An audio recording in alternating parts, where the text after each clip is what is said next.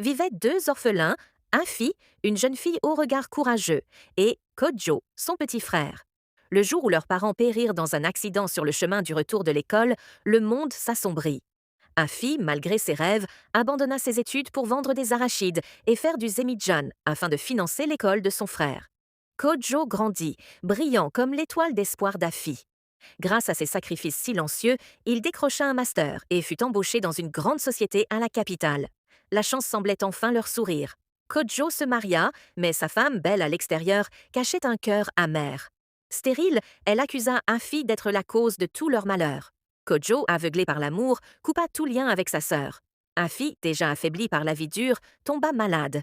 Seule, sans ressources, elle rendit l'âme, le regard tourné vers le ciel, murmurant encore une prière pour son frère.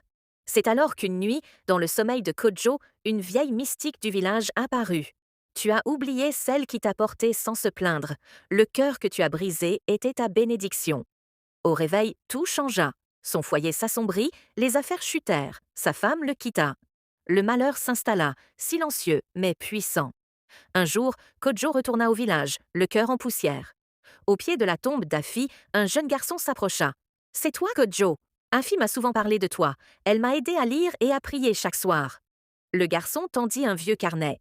À l'intérieur, des prières, des rêves et un message. Peu importe ce qu'il fera, je l'aimerai toujours. Kojo tomba à genoux.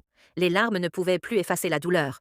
Mais de ce jour, il s'engagea à réparer, en aidant les enfants du village comme Afi l'aurait fait. Il reconstruisit une école à son nom. Ne tourne jamais le dos à ceux qui ont tout sacrifié pour toi, car la bénédiction se cache parfois dans les mains les plus usées. Si tu as aimé cette histoire, abonne-toi à ma chaîne YouTube Afrique Story pour découvrir d'autres récits africains riches en sagesse, émotion et vérité.